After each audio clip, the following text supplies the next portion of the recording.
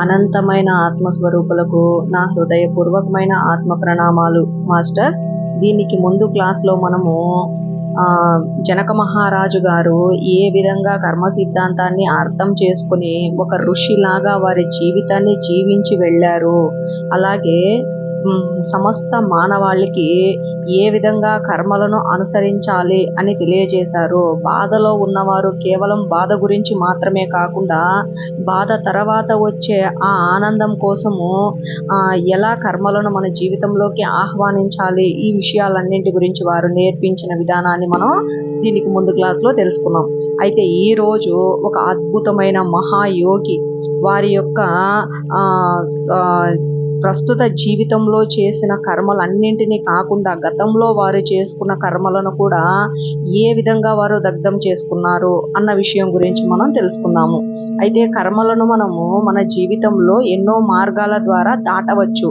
ఒకటి ఏంటి, పశ్చాత్తాపం చెందడం ద్వారా, ప్రాయశ్చిత్తం చేసుకోవడం ద్వారా, అలాగే సేవ చేసుకోవడం ద్వారా, అలాగే శ్రమ చేయడం ద్వారా ఎలా మన కర్మలను మనము ప్రక్షాళన చేసుకోవచ్చు అన్న దాని గురించి మనం ఈరోజు తెలుసుకుందాము. అసలు శారీరకంగా శ్రమ చేసి మన కర్మలను దగ్ధం చేసుకోవచ్చు అని అందరికీ చూపించిన గొప్ప యోగి మిలారెపా గారు.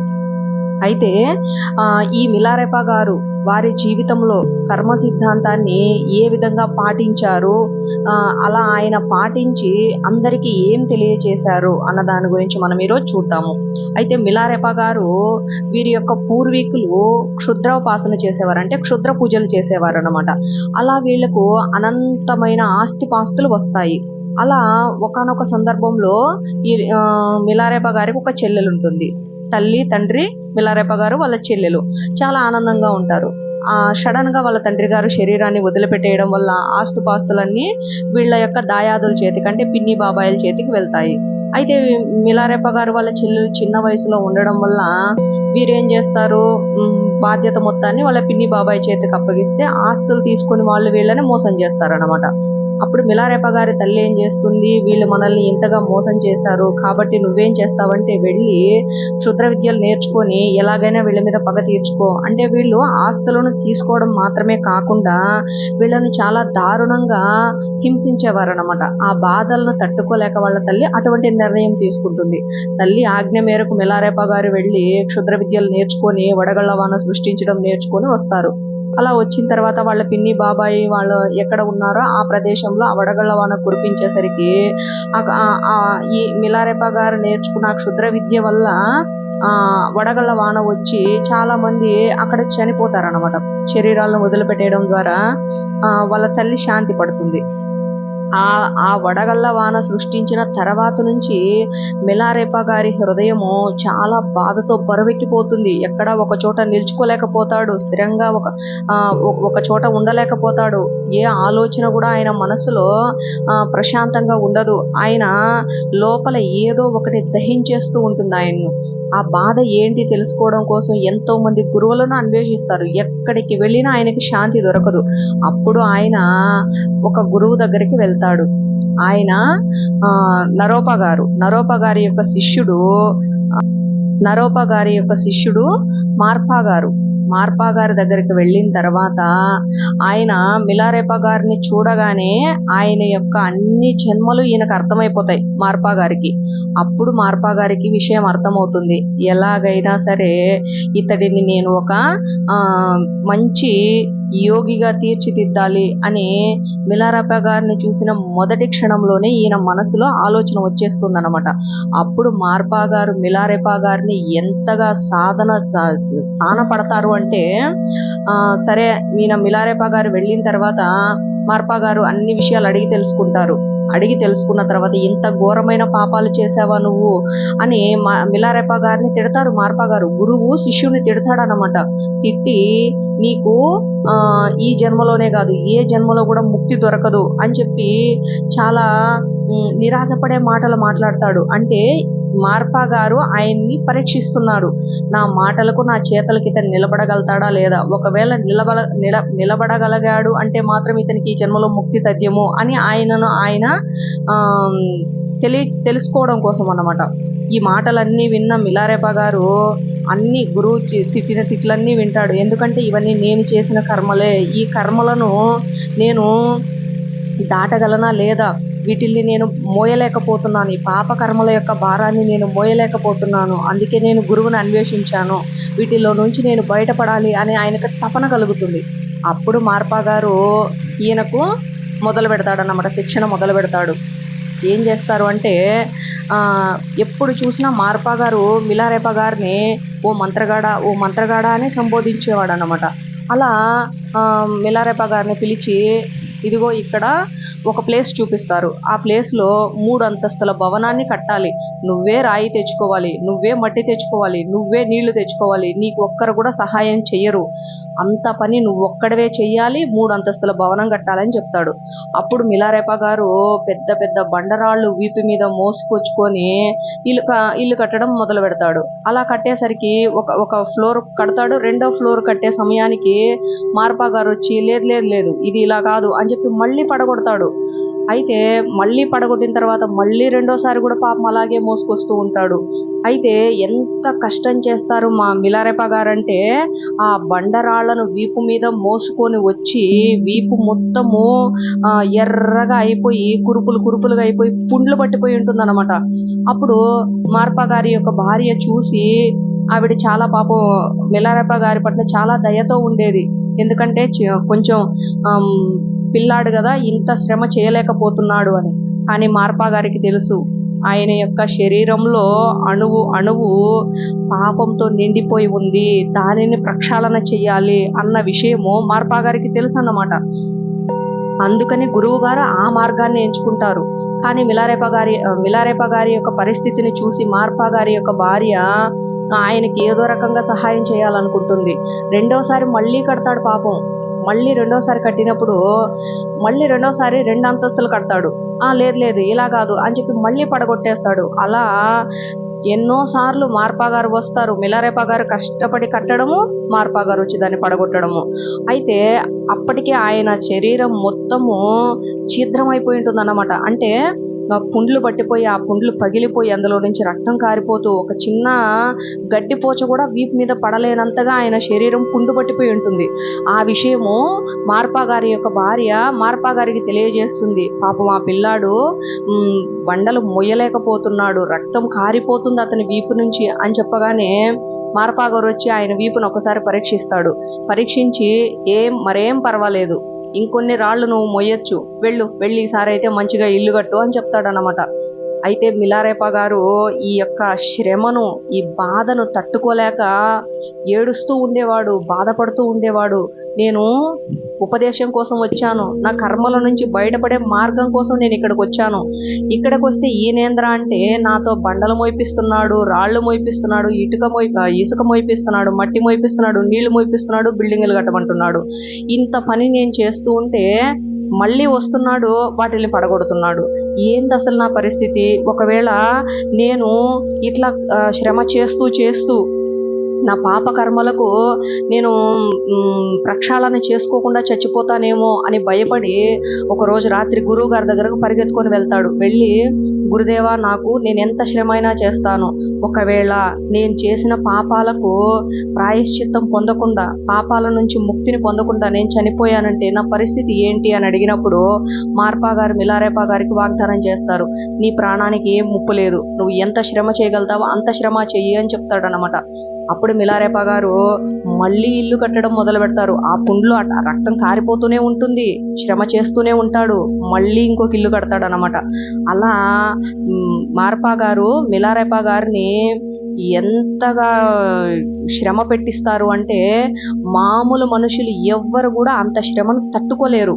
అయితే మిలారెపా గారు కూడా ఆ శ్రమను తట్టుకోలేక ఒకానొకసారి మార్పా గారి దగ్గర నుంచి పారిపోయి వేరే గురువుని చేరుకొని ఆ గురువు దగ్గరికి వెళ్ళి నాకు మార్గోపదేశం చేయండి అని ఆ గురువుని అడిగినప్పుడు ఆ గురువు ఏం చేస్తాడు, నువ్వు ఇది వరకు క్షుద్ర విద్యలు నేర్చుకున్నావు కదా, నీకు ఆ విద్యలు వచ్చు కదా అని చెప్పి ఆ గురువు ఏం చేస్తాడు, నా శిష్యులు కొంతమంది ఉన్నారు, వాళ్ళు భిక్షాటనకి వెళ్తూ ఉంటే మార్గ మధ్యలో కొంతమంది గొర్రెల కాపరులు వీళ్ళని ఇబ్బంది పెడుతున్నారు, కాబట్టి నువ్వేం చేస్తావంటే నీకు తెలిసిన వడగళ్ళ వాన వాళ్ళ మీద కురిపించి వాళ్ళని అంతం చేసిరా, తర్వాత నేను నీకు విద్య నేర్పిస్తానంటాడు.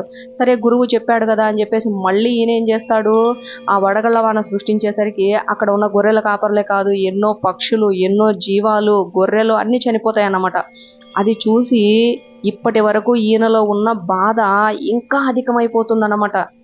నేను ఇక్కడికి వచ్చింది నా పాపాల నుంచి బయటపడడానికి, నా పాప కర్మల నుంచి బయటపడడానికి, కానీ ఈయనేంటి ఇంకొంచెం పాపం చేయించాడు నా దగ్గర అని చెప్పేసి వెళ్ళి మళ్ళీ గురువు పాదాల మీద పడతాడు.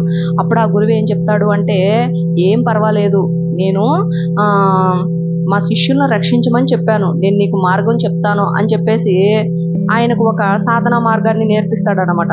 అలా సాధనా మార్గాన్ని నేర్పించిన తర్వాత ఆయన ఉదయం నుంచి సాయంత్రం వరకు ఆ సాధనను చేసిన తర్వాత ఈ గురువు అడుగుతాడు, నీ అనుభవం ఏంటి అని. నాకు ఏ అనుభవం రావడం లేదు గురుదేవా అని చెప్తాడనమాట. అప్పుడు ఆ గురువు అంటాడు, అరే నీ సాధనలో ఎక్కడో లోపం ఉందయ్యా అని. ఎందుకు అంటే ఈయన ఇంతకు ముందు చేసిన పాపకర్మల భారాన్ని తగ్గించుకోవడం కోసము ఆయన ఒక మార్గాన్ని వెతుక్కుంటూ వచ్చాడు. మార్పాగారి దగ్గరకు వచ్చినప్పుడు మార్పాగారు ఏం చేసినారు, ఈయన పడాల్సిన దానికంటే అధికమైన శ్రమని ఈయన పెడుతున్నాడు. దాన్ని తట్టుకోలేక ఇంకొక గురువు దగ్గరికి వెళ్ళాడు. ఆ గురువు దగ్గరికి వెళ్తే ఆ గురువు ఏం చేసినాడు, మళ్ళీ ఆయన క్షుద్ర పూజలను ఉపయోగించి కొన్ని జంతువులను కూడా చంపించాడు. ఈ పాప భారము, ఈ పశ్చాత్తాపము బిలారేప గారి హృదయంలో అలా ఉండిపోయిందన్నమాట. ఆయన సాధనలో కూర్చున్నప్పుడల్లా చనిపోయిన ఆ పక్షులు, చనిపోయిన ఆ జంతువులు ఇవే కనిపిస్తూ ఉన్నాయి. అప్పుడు ఈయన చెప్తాడు, మిలారేప గారు ఆ గురువుకి, కొత్తగా వచ్చిన కొత్త గురువుకి చెప్తాడు, ఏమని, నా మనసులో ఇవే కనిపిస్తున్నాయి, నాకు అర్థం కావడం లేదు, నేను దీనిలో నుంచి బయటపడే మార్గం నాకు కనిపించడం లేదని చెప్పినప్పుడు అప్పుడు ఆ గురువు చెప్తాడనమాట, నువ్వు ఏ గురువు దగ్గర ఉన్నావో ఆ గురువే ఉత్తమమైన వాడు. నిన్న ఆ గురువు తీసుకెళ్తున్న మార్గం ఏదైతే ఉందో అది నిన్ను ముక్తిని చేరుస్తుంది అని చెప్తాడనమాట. తర్వాత మళ్ళీ తిరిగి మళ్ళీ మార్పాగారి దగ్గరికే వస్తారు. మార్పాగారి దగ్గరకు వచ్చి నన్ను క్షమించండి అని చెప్పేసి మళ్ళీ మార్పాగారి దగ్గరకు వచ్చి మళ్ళీ మార్పాగారి దగ్గరనే శ్రమ చేస్తాడనమాట. అలా ఆయన కొన్ని సంవత్సరాలు తన శరీరాన్ని, మనసుని, ఆత్మను గురువుకు అర్పించేసుకొని సరెండర్ అయిపోయి సేవ చేస్తాడు. అప్పుడు ఒకానొక రోజుకి మార్పా గారికి విషయం అర్థమవుతుంది, ఏమని, ఇతడు చేసిన ఈ పాప కర్మలు ఏవైతే ఉన్నాయో అన్ని ప్రక్షాళన అయిపోయాయి, ఇతనికి నేను ఇప్పుడు సాధనా మార్గాన్ని నేర్పిస్తాను, ధ్యాన మార్గాన్ని నేర్పిస్తాను అని మార్పా గారికి తెలిసిన తర్వాత, అంతకుముందు ఇప్పుడు శారీరకంగా శ్రమ చేపిస్తున్నాడు, మానసికంగా మిలారేప గారిని మామూలు కష్టపెట్టాడు అన్నమాట. అందరూ ఉండే సభలోకి ప్రేమగా దగ్గరికి పిలుస్తాడు, దగ్గరికి పిలిచి పట్టుకొని కొడతాడు అంతమంది ముందు. అప్పుడు మిలారేప గారికి చాలా షేమ్ అనిపిస్తుంది. ఒక్కొక్కసారి అయితే సభ అంటే మార్పా గారి శిష్యులందరూ కూర్చో ఉన్నప్పుడు ఈయన పని పూర్తయిన తర్వాత కాసేపు వెళ్ళి మనం కూడా వాళ్ళతో పాటు కూర్చుందామని చెప్పి వెళ్ళి ఆ సభలో కూర్చుంటే అంతమంది ముందు మార్పా గారు కాలుతో కొడతాడు అన్నమాట. అలా ఈ రూమ్ లో ఉండి కొడితే ఆయన పోయి ఆ రూమ్ లో పడేది, అంతగా అవమానం పెట్టేది. ఆ శరీరంతో ఏమో ఇంత కష్టం చేపిస్తున్నాడు, మానసికంగా ఏమో ఆయన మనస్సును అంతకు 10,000 రెట్లు కష్టపెడుతున్నాడు అన్నమాట.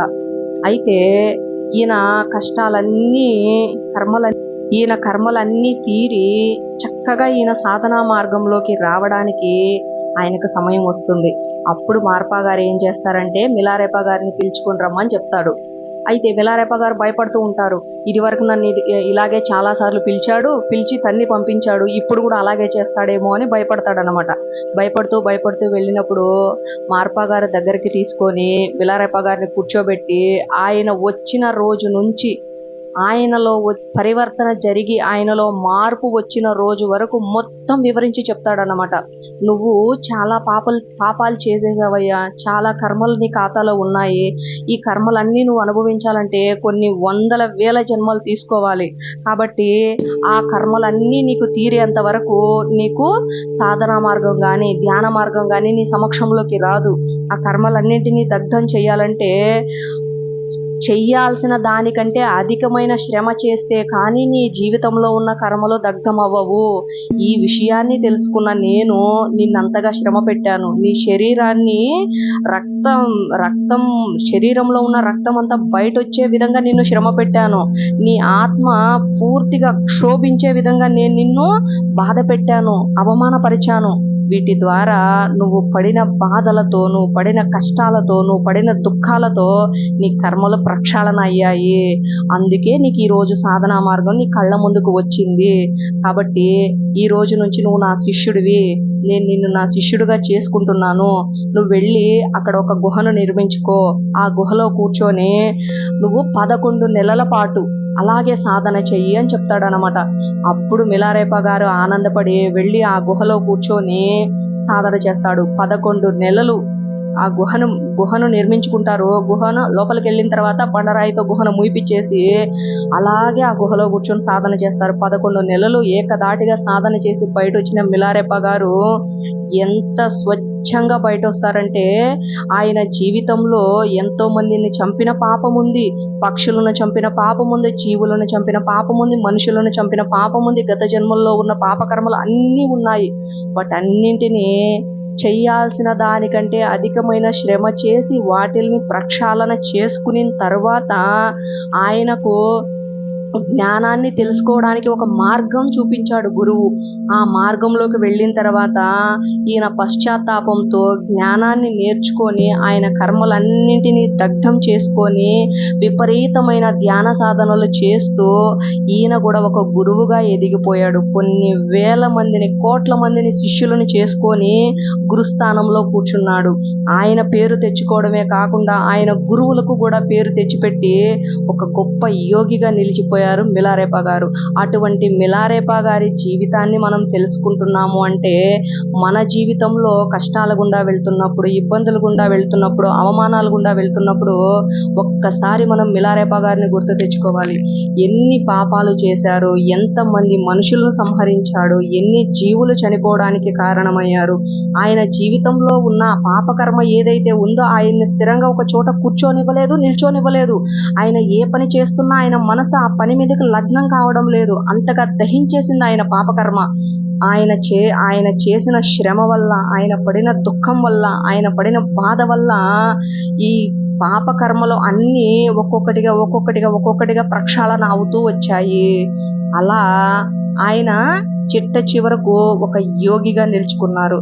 మనం కూడా మాస్టర్స్ మన జీవితంలో ఏదైనా ఒక పని జరగడం లేదు అంటే, ఇప్పుడు ఒక ఎగ్జాంపుల్ చెప్పుకుందాము. ఒక అమ్మాయి ఉంది. ఆమె మంచిగా చదువుకునింది, మంచి మార్కులు వచ్చినాయి, మంచి పర్సంటేజ్ ఉంది, కానీ ఉద్యోగం రావడం లేదు. 70 ఇంటర్వ్యూలకు వెళ్ళింది, 100 ఇంటర్వ్యూలకు వెళ్ళింది, అయినా ఉద్యోగం రావడం లేదు. అయితే ఈమె చాలా నిరాశ పడిపోతుంది. మామూలుగా అయితే ఒక 10 ఇంటర్వ్యూలకు వెళ్ళగానే ఏదో ఒక మంచి ఉద్యోగం వచ్చింది, చేరిపోతారు. కానీ ఈమె జీవితంలో ఎన్ని ఇంటర్వ్యూలు అటెంప్ట్ చేస్తున్నా ఉద్యోగం రావడం లేదు. అలా నిరాశ పడిపోకుండా ప్రయత్నం చేస్తూ ఉంటే వాళ్ళ జీవితంలో రావాల్సిన దానికంటే అధికమైన ఆశీర్వాదం వస్తుంది. అయితే నేను ఇక్కడ ఒక చిన్న విషయాన్ని మీతో షేర్ చేసుకుంటాను. మాకు తెలిసిన ఒక అమ్మాయి ఉంది. ఆవిడ చక్కగా చదువుకునింది, మంచి పర్సంటేజ్ వచ్చింది, మంచి మార్కులు వచ్చినాయి. ఎన్ని ఇంటర్వ్యూలకు వెళ్ళినా ఉద్యోగం రావడం లేదు. ఎంత స్ట్రగుల్ అవుతుందో చూసుకుంటూ ఉంటే ఆమెకు వయసు అయిపోతుంది, ఉద్యోగం రావడం లేదు. ఉద్యోగం వస్తే కానీ వివాహం చేసుకోకూడదు అనుకునింది. అటువంటి పరిస్థితుల్లో ఆవిడ ఎన్నో అవమానాలను ఎదుర్కొనింది. చూసిన వాళ్ళందరూ ఇంత చదువు చదివింది ఉద్యోగం రావడం లేదు అని అవమానంగా మాట్లాడేవాళ్ళు, చాలా ఇబ్బందికరంగా మాట్లాడేవాళ్ళు. ఒక్కటే ఎంతో నరకం అనుభవించింది, ఎంతో బాధను అనుభవించింది. అయితే ఏ రోజు కూడా ఎవరికి ఏం చెప్పుకునేది లేదు. అలా ఆవిడ ఆ కష్టాల గుండా, ఆ ఇబ్బందుల గుండా వెళుతూ ఉంది. అప్పుడు సమయం దొరికినప్పుడల్లా సాధన చేసుకుంటూ ఉండింది. అయితే అనుకోకుండా ఆవిడ జీవితంలో ఆ కష్టాలన్నింటికీ ఒక రోజు వచ్చింది. ఏంటి అంటే, ఏ ఎగ్జామ్ లేకుండా, ఏ ఇంటర్వ్యూలు లేకుండా చక్కగా బ్యాంకులో ఉద్యోగం వచ్చేసింది. నెలకు 70,000 రూపాయల జీతంతో చక్కగా బ్యాంక్ ఉద్యోగంలో, గవర్నమెంట్ ఉద్యోగంలో చేరిపోయింది. చూడండి ఎన్ని అవమానాలు, ఎన్ని ఇబ్బందులు గుండా వెళ్ళింది, ఇప్పుడు అద్భుతమైన స్థితిని చేరుకునింది. అలాగే మన జీవితంలో కూడా మాస్టర్స్, మనము ఒక మార్గం గుండా వెళ్తున్నాము అంటే ఆ మార్గంలో మనకు కష్టాలు రావచ్చు, ఇబ్బందులు రావచ్చు, అవమానాలు రావచ్చు. ఆ మార్గం గుండా వెళితే మన ఆత్మకు అభివృద్ధి కలుగుతుంది అని మన మనస్సు గాఢంగా చెప్పినప్పుడు ఎన్ని అవమానాలు, ఎన్ని ఇబ్బందులు, ఎన్ని కష్టాలు ఎదురైనా సరే ప్రయత్నాన్ని ఆపకూడదు, శ్రమని ఆపకూడదు. శ్రమించాలి, శ్రమించాలి, శ్రమించాలి. మన శ్రమను చూసి మన విధి కూడా, మన కర్మలు కూడా తలదించుకోవాలి. అలా శ్రమించారు మిలారేపా గారు. అలాగా మన జీవితంలో మనం శ్రమిస్తూ ఉన్నప్పుడు మనం వెళుతున్న మార్గం ఏదైతే ఉందో అందులో మనము సక్సెస్ని సాధించవచ్చు, విజయాన్ని సాధించవచ్చు. అలాగే ఇప్పుడు మనము చాలా మందిని చూస్తూ ఉంటాము. ఇది వరకు మన మన నానమ్మలు ఆ కాలంలోకి, ముసలి వాళ్ళు ఆ ఏజ్లోకి వెళ్ళిపోయామంటే అప్పుడు ఎలా ఉండేవాళ్ళు, ఎవరు చూసినా చాలా ఆరోగ్యంగా ఉండేవాళ్ళు. ఎందుకంత ఆరోగ్యంగా ఉండేది వాళ్ళు? ప్రతి ఒక్క పనిని వాళ్ళు శారీరక శ్రమ ద్వారా చేసి వారి లోపల ఉన్న ఆ చెమటను ఏదైతే ఉందో సరికాని చెమట రూపంలో, స్వేదం రూపంలో వాళ్ళ లోపల ఉన్న ఆ సరికాని వేస్టేజ్ మొత్తాన్ని బయట పంపించేసేవారు. ఆ విధంగా ఎప్పుడైతే లోపల ఉన్న వేస్టేజ్ బయట వెళ్ళిపోతుందో వీళ్ళు ఫ్రెష్గా ఉండేవాళ్ళు. ఎంత తిన్నారో అంత ప్రశాంతంగా అజీర్ణం అయిపోయేది. కానీ ఇప్పుడు పరిస్థితులు ఎలా ఉన్నాయంటే ప్రతిదీ ఆటోమేటిక్ అయిపోయి స్విచ్ చేస్తే పని చేయడము, మనం శారీరక శ్రమ తగ్గిపోయింది. కాబట్టి ఇక్కడ మన అందరము కర్మ సిద్ధాంతాన్ని తెలుసుకుంటున్న మనము, ఈ కర్మ మార్గంలో వెళుతున్న మనం నేర్చుకోవాల్సిన ముఖ్యమైన పాయింట్ ఏంటంటే శారీరక శ్రమ చేస్తేనే జీవితంలో కర్మలు ప్రక్షాళన అవుతాయి. ఎందుకు అంటే మనకు భగవద్గీతలో కృష్ణ పరమాత్ముల వారు మన శరీరంలో పాపాలు రోమకూపాలను అంటిపెట్టుకుని ఉంటాయని చెప్తారు. రోమకూపాలను అంటే మన శరీరంలో ఉన్న ఈ స్వేదం ద్వారా బయట చెమట వెళ్ళిపోతే తప్ప కొన్ని కర్మలు క్లియర్ అవ్వవు అన్నమాట. అంటే ఇక్కడ శ్రమ చేసినంత మాత్రాన ఆ కర్మలు వెళ్ళిపోతాయని కాదు, ఆ రూపంలో మనం పడే బాధ, మనం పడే శ్రమ రూపంలో కొన్ని కర్మలు దగ్ధమవుతూ వస్తాయి. అలా కర్మలు దగ్ధం కాలేదు అంటే మన శరీరం నిండా రోగాలే వచ్చి కూర్చుంటాయి. కర్మలు అలాగే ఉన్నాయి, కర్మలకు అనుగుణంగా రోగాలు ఉన్నాయి. రోగాలు పోవాలంటే కర్మలు పోవాలి, కర్మలు పోవాలంటే శ్రమ చేయాలి, శారీరక శ్రమ చేయాలి. చిన్న పనైనా సరే చేతనైనంత వరకు చెయ్యాల్సిన శ్రమను చెయ్యండి. ఉదయం నుంచి సాయంత్రం, ఇప్పుడు మనం ఒక రోజుకి 3 సార్లు భోజనం తింటాము. ఉదయం భోజనం తినేటప్పుడు శారీరకంగా నేను ఏం శ్రమ చేశాను, నేను ఏదో ఒక శ్రమ చేస్తేనే ఉదయం టిఫిన్ తినడానికి అర్హత సాధించినట్టు అని ఒక లిస్ట్ పెట్టుకున్నాము అంటే ఆరోగ్యం ఎప్పుడు మన సొంతం అవుతుంది. ఉదయం ఆహారం తిన్నాము, ఆహారం తినడానికి మనకు ఒక అర్హత కావాలి. ఏంటి అర్హత? శరీరంతో కొంత శ్రమ చేయడం. ఏం శ్రమ చేసినాం? మనకు చేతనొచ్చిన పని ఏదో ఒక చేసినాం. ఏ పని లేకపోతే చెట్లకు నీళ్లు పోయడము, ప్రకృతికి సేవ చేసుకోవడము, జంతువులకు సేవ చేసుకోవడం, ఇలా కూడా చేయొచ్చు. కానీ ఇప్పుడు మనము వెళుతున్న మార్గం ఏదైతే ఉందో అది చాలా దుర్లభము, చాలా కష్టమైన మార్గం మాస్టర్స్. ఎందుకంటే ఇప్పుడున్న ప్రజెంట్ జనరేషన్లో మొత్తం మెషిన్స్తో వచ్చేసింది కాబట్టి, అలాగే మెషిన్స్ చేస్తున్న మనిషి చేయాల్సిన పని మెషిన్ చేస్తుంది కాబట్టి మనిషి శరీరంలో అనారోగ్యాలు వస్తున్నాయి. ఆ అనారోగ్యాలను దాటాలి అంటే శ్రమ అవసరము. అటువంటి శ్రమను మన జీవితంలో మనం చేయకుండా ఆరోగ్యం మన సొంతం కావాలంటే ఎట్టి పరిస్థితుల్లోనూ కాదు. మనము తిన్న ఆహారము తిన్నట్లు సంపూర్ణంగా జీర్ణం అయిపోవాలంటే శరీరంలో కదలికలు కావాలి. శరీరంలో కదలికలు కావాలంటే ఏదో ఒక పని చేయాలి. ఏదో ఒక పని చేస్తేనే నీ శరీరంలో నువ్వు తీసుకున్న ఆహారం ఏదైతే ఉందో అది జీర్ణం అవుతుంది. తిన్న ఆహారం జీర్ణం అయితేనే శక్తి రూపంలో అన్ని అవయవాలకు వెళ్తుంది. అన్ని అవయవాలు చక్కగా పనిచేస్తేనే ఆరోగ్యం మన సొంతం అవుతుంది. అలా కాకుండా చక్కగా తినేసి ఒళ్ళు కదలకుండా ఏసీలో కూర్చొని చెమట పట్టకుండా ఉన్నాము అంటే మన కర్మలు అలాగే ఉంటాయి, అనారోగ్యాలు అలాగే ఉంటాయి. అలా కాదు, మన జీవితాన్ని మార్చుకోవాలి అనుకుంటే ప్రతిరోజు శారీరకంగా ఏదో ఒక శ్రమ చేస్తూనే ఉండాలి. అలా శారీరకంగా శ్రమను చేస్తే మన జీవితంలో ఉన్న ఆరోగ్యం మాత్రమే కాదు, కర్మలను కూడా తగ్గించుకోవచ్చు. శారీరక శ్రమతో జీవితంలో ఉన్న కర్మలను తగ్గించుకొని ముక్తిని సాధించి ఇలాగే మీరు కూడా సాధించగలరు అని తెలియజేసిన గొప్ప యోగి మిలారేపా గారు. అటువంటి జీవితాన్ని మనం కూడా సొంతం చేసుకోవాలి అంటే మాస్టర్స్ ప్రతి ఒక్కరూ శారీరక శ్రమను చెయ్యాలి. అలాగే మన జీవితంలో మనము కొన్ని దేవాలయాలకు వెళ్తూ ఉంటాం, దైవ దర్శనాలకి.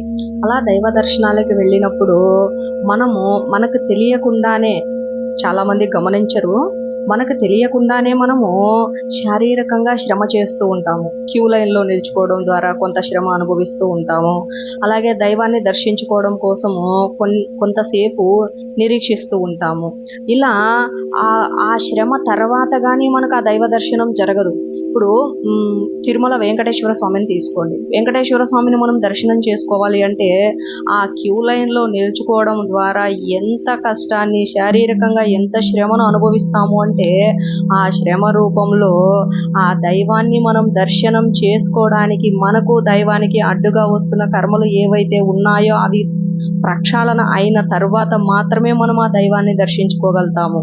ఆ విధంగా మనం ఆ దైవాన్ని దర్శించుకున్నప్పుడు అంత ఎనర్జీని చూడాలన్నా, ఆ ఎనర్జీని అనుభూతి చెందాలన్నా, ఆ ఎనర్జీతో మనం అనుసంధానం అవ్వాలన్నా మనం కొంత శ్రమ చేయాలి.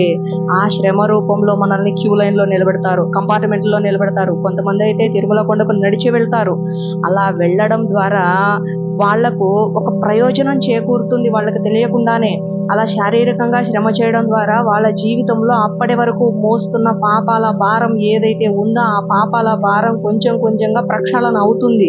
అందుకే మనము ఆ గుడికి వెళ్ళి వచ్చిన తర్వాత మాకు చాలా ఆనందంగా ఉంది, ఈ గుడికి వెళ్ళి వచ్చిన తర్వాత మాకు చాలా కలిసి వచ్చింది అంటూ ఉంటాం. దాని వెనక ఉన్న అసలు అర్థం ఏంటి అంటే అక్కడికి వెళ్ళడానికి నువ్వు చేసిన శారీరకమైన మానసికమైన శ్రమ ఏదైతే ఉందో దాని ద్వారా నీ జీవితంలో ఉన్న కర్మలు కొంచెం కొంచెంగా తగ్గుతూ వస్తాయి. అలా తగ్గిన తర్వాత నిన్ను ఒక ఉన్నతమైన మార్గం వైపు తీసుకెళ్ళడానికి అవి సహాయం చేస్తాయి. ఇక్కడ చూడండి, మిలారెపా గారు కేవలం శారీరక శ్రమ చేసినంత మాత్రాన ఆయన జీవితంలో జ్ఞానం రాలేదు. జ్ఞానం నేర్చుకోవడానికి అడ్డుగా ప్రతిబంధకంగా ఉన్న కర్మలను ప్రక్షాళన చేసుకొని సాధనా మార్గం వైపు వెళ్ళారు. ఒక ఉన్నతమైన మార్గం వైపు వెళ్ళడానికి అడ్డుగా ఇన్ని కర్మలు ఉన్నాయి ఆయన జీవితంలో. వాటిని ప్రక్షాళన చేసుకున్న తర్వాత సాధనా మార్గంలోకి వెళ్ళి జ్ఞానాన్ని సంపాదించుకుని ఒక యోగిగా మారాడు, ముక్తిని సంపాదించి. మనం కూడా మన జీవితంలో చాలామందికి ఇప్పుడు మీరు ధ్యానం చేయండి అంటే వాళ్ళు చెయ్యరు. ఎందుకంటే వాళ్ళకు కర్మలు అడ్డుగా ఉంటాయి. మీరు ధ్యానం చేసుకోండి, ఆరోగ్యంగా ఉంటారు, శక్తిని సంపాదించుకుంటారు, ఇటువంటి విషయాలు మామూలు వాళ్ళ దగ్గరికి వెళ్ళి చెప్పామనుకోండి, ఇవన్నీ పిచ్చి వాళ్ళు చేసే పనులను కొట్టిపారేస్తూ ఉంటారు. ఎందుకంటే వాళ్ళు ఈ మార్గం వైపు రావడానికి ఎన్నో కర్మలు అడ్డుగా ఉంటాయి. ఆ కర్మలన్నీ ప్రక్షాళన జరిగి ధ్యాన మార్గం వైపు వచ్చి, సాధన మార్గం వైపు వచ్చి, ఆత్మ జ్ఞానాన్ని తెలుసుకునే మార్గం వైపు రావడానికి ఈ శ్రమ అవసరం. కాబట్టి అటువంటి శ్రమను మన జీవితంలో మనం అనుభవిస్తున్నాము అంటే ఆనందపడాలి. ఒక ఉన్నతమైన మార్గం వైపు మనం వెళ్తాము అని ఆనందపడాలన్నమాట. అలా ఇప్పుడు వెంకటేశ్వర స్వామి దగ్గరికి వెళ్ళినా సరే, మనం ఏ గుళ్ళకు వెళ్ళినా ప్రదక్షిణలు చేస్తూ ఉంటాము. ఈ ప్రదక్షిణల రూపంలో మనం కొంత శారీరకంగా శ్రమను అనుభవించిన తర్వాతే మనం ఆ దైవాన్ని దర్శించుకోవడానికి అర్హత సంపాదించుకుంటాము. ఇప్పుడు మనము అరుణాచలం వెళ్ళాము అంటే భగవాన్ రమణులను దర్శించుకోవడానికి ఎవరు వెళ్ళినా సరే భగవాన్ ఒకే మాట చెప్పేవారు, మీరు వెళ్ళి గిరి ప్రదక్షిణ చేసిరండి అయ్యా అని. అంటే దాని వెనక ఉన్న అర్థం ఏంటంటే నువ్వు వెళ్ళి శారీరకంగా కొంత శ్రమ చేసిరా, అప్పుడు నీకు ఏదో ఒక మంచి జరుగుతుంది. అంటే ఆ శారీరక శ్రమ రూపంలో నీకు కర్మల ప్రక్షాళన అవుతాయి. కర్మల ప్రక్షాళన అయినప్పుడు నేను చెప్పే మార్గంలోకి నువ్వు రాగలుగుతావు అని ఆయన చాలా లోతుగా చెప్పేవారు అన్నమాట. అలా గిరి ప్రదక్షిణ చేసి వచ్చిన తర్వాత ఎవరైనా సరే అరుణాచలం వెళ్ళామండి, మేము గిరి ప్రదక్షిణ చేసామండి, అక్కడికి వెళ్ళి వచ్చిన తర్వాత నుంచి మాకు చాలా బాగుందండి అంటే దాని అర్థము అక్కడికి వెళ్ళి ఆ పని చేయడం ద్వారా ఏ దేవుడో వచ్చి నీకు ఏది ఊరికే ఇవ్వలేదు. నీ శ్రమ ద్వారా నువ్వు నీ జీవితంలో అనుభవించాల్సిన కర్మల ఖాతాను తగ్గించుకున్నావు. అప్పుడు నీ జీవితంలో ఈ సుఖం రూపంలో, ఈ సంతోషం రూపంలో ఒక మంచి జరిగింది. ఇలా మన జీవితంలో శారీరక శ్రమను నిత్యము చేస్తూ ఉంటే మాస్టర్స్, మనం కూడా ఒక ఉన్నతమైన మార్గం వైపు వెళ్ళడానికి అర్హతను సాధించుకుంటాము. ఉన్నతమైన మార్గం అంటే ఏంటి? ఆత్మ ఏంటి? ఆత్మస్థితి ఏంటి? ఈ భూలోకానికి ఆత్మ ఏ ప్రణాళికతో వచ్చింది? ఈ భూమి మీద ఎంతో మంది ఉన్నారు, వస్తున్నారు, పోతున్నారు. వాళ్ళ యొక్క జీవిత యొక్క ప్రణాళిక తెలుసుకోకుండా, ఆ జీవితానికి ముఖ్య ఉద్దేశం ఏంటో తెలుసుకోకుండా, ఎరుక లేకుండా వస్తున్నారు, వెళ్ళిపోతున్నారు. అటువంటి జీవితం కాకుండా నా జీవితం ఏంటి, నేను ఎందుకు వచ్చాను, ఏ పని చేయడానికి వచ్చాను, ఏ లోకం నుంచి వచ్చాను, ఈ భూలోకంలో నా పాత్ర ఏంటి, ఈ విషయాలన్నింటినీ తెలియజేసే మార్గం ఉత్తమమైన మార్గం, ఉన్నతమైన మార్గం, శాశ్వతమైన మార్గం. అటువంటి మార్గానికి వెళ్ళడానికి మనకు అర్హత రావాలి అంటే శారీరకంగా శ్రమ చేయాలి. అయితే ధ్యాన మార్గంలోకి వచ్చిన వాళ్ళు చాలామంది మాకు ధ్యానం కుదరడం లేదు మాస్టర్, ధ్యానంలో కూర్చున్నామంటే నిద్రలోకి వెళ్ళిపోతున్నాం, ధ్యానంలో కూర్చున్నామంటే ఆలోచనలు వచ్చేస్తున్నాయి, ఇటువంటి మాటలు చెప్తూ ఉంటారు. ఇటువంటి వాళ్ళకు కూడా కొన్ని కర్మలు అడ్డుగా వస్తూ ఉంటాయి. అటువంటి సందర్భంలో కూడా ఏదో ఒక పని ద్వారా శారీరకంగా శ్రమ చేయడం ద్వారా మనము ఆ కర్మలను కొంచెం పక్కకు జరిపేయచ్చు అన్నమాట. అప్పుడు చక్కగా ధ్యానం చేసుకుంటే హాయిగా ధ్యానం కుదురుతుంది, చక్కగా దైవంతో అనుసంధానం అయిపోతూ ఉండొచ్చు. మనము సూక్ష్మ శరీరంతో ఎన్నో దగ్గరలకు ప్రయాణాలు చేస్తూ ఉండొచ్చు. వీటన్నిటికీ కారణాలు మాస్టర్ శారీరకంగా చేసే శ్రమ.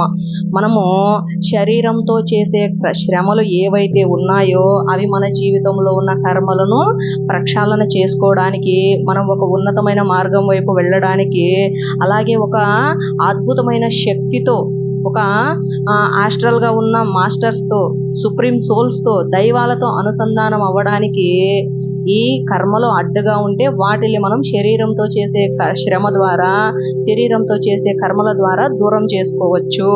ఈ విధంగా చేయాల్సిన దానికంటే అధికమైన శ్రమను చేస్తూ జీవితంలో ఉన్న కర్మలను ప్రక్షాళన చేసుకోవాలి అని మన టిబెట్ యోగి మిలారెపా గారు చక్కగా ఆచరించి చూపించారు. ఆ మార్గాన్ని తన శిష్యులకు కూడా తెలియజేశారు. అలా మనము ఒక అద్భుతమైన గురువుని అన్వేషించి ఆ గురువు చెప్పిన మార్గంలో ముందుకు వెళ్తూ ఉన్నామంటే, గురువు చేసే మొట్టమొదటి పని ఏంటంటే శారీరకంగా శ్రమ పెడతాడు. ఎందుకు అంటే నువ్వు శారీరకంగా శ్రమ చేస్తేనే ఆత్మపరంగా నువ్వు జ్ఞానాన్ని నేర్చుకోవడానికి అర్హతను సంపాదిస్తావు అని ఆ గురువుకు తెలుసు. కాబట్టి ఇక్కడ మనకు ఎవరో గురువు వచ్చి ఏదో చేస్తారనేం లేదు. మనమే గురువు, మన శ్వాసే మనకు గురువు. మన గురుదేవుల బ్రహ్మర్షి పితామహ పత్రిజీ గారు ప్రతి ఒక్కరికి తెలియజేశారు, నీ శ్వాసే నీ గురువు, నీ శ్వాసను నువ్వు పట్టుకోవాలి, ఆ శ్వాసే నీకు అన్నీ నేర్పిస్తుంది అని చెప్తారు. అలా మనం శ్వాసను గట్టిగా పట్టుకోవాలి, శ్వాసతో అనుసంధానం అవ్వాలి, శ్వాసతో గాఢమైన ధ్యాన స్థితుల్లోకి వెళ్ళాలి అంటే కూడా మనము శరీరంతో కొంత శ్రమ చేయాల్సి ఉంటుంది.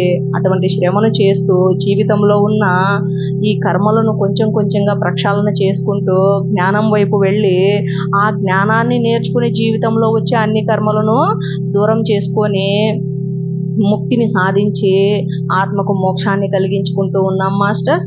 ఇంతటి జ్ఞానాన్ని, శ్రమ ద్వారా కర్మలను ప్రక్షాళన చేసుకోవచ్చు అన్న అద్భుతమైన జ్ఞానాన్ని మనకు నేర్పించిన టిబెట్ మహాయోగి మిలారెపా గారికి హృదయపూర్వకంగా ఆత్మ ప్రణామాలు తెలియజేసుకుంటూ, అలాగే నాకు ఇంత చక్కటి అవకాశాన్ని ఇచ్చిన మీ అందరికీ కూడా నా హృదయపూర్వకమైన కృతజ్ఞతలు. Thank you masters.